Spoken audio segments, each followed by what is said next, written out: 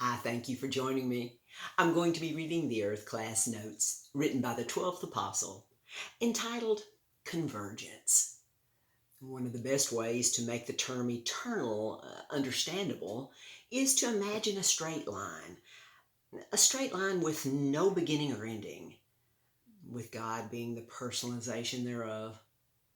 The eternal laws of consequences, the laws of cause, and the law of effect can also be illustrated by the same imaginary line with no beginning or ending, and without these three laws, nothing would exist.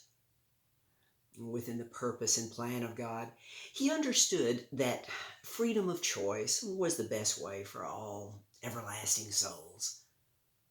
We know that the gift of sovereignty has been misused and is still being misused, although now its misuse is exclusively limited to this earth. When Jesus the Christ sovereignly chose to become the final sacrifice for all consequences of all wrong, the convergence of the misuse of these three laws were paid for in full. The convergence of the misuse of these laws being paid in full was obvious to the holy angels when it took place. With God understanding, He understood to the fullest extent the scope of Jesus' finished work when He died for the consequences of the misuse of these three eternal laws. At the time of Jesus' crucifixion, the observing fallen angels did not understand as much as they were capable of as they were functioning apart from their divine design at that time. And sadly, so few on this earth understand, know, and believe anything close to what they are capable of concerning this great truth. This truth that can and will set them free to function as gods and goddesses in the new heavens forever.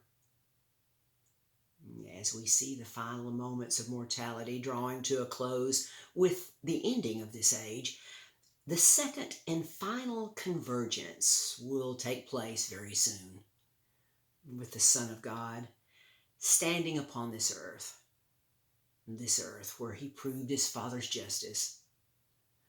Jesus will be recognized by all as the Son of God.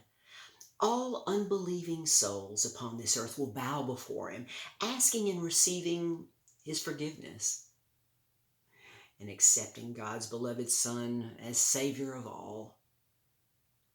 In terms of convergence, Jesus understood the limited understanding of the 11 disciples while He was with them, as He ordained the apostles by means of baptism in water when He washed their feet. Jesus ordained them by placing His hands upon their feet and personally washing all of the apostles' feet, pointing to the apostles' need to learn through experience as they walked upon this earth. The 12th apostle was ordained by God and Jesus at the top of the third heaven as they placed their hands upon His head, inferring that we do not require learning from experience, as our convergence is now, for the most is expected of us. Why? Because the most is available to us. Until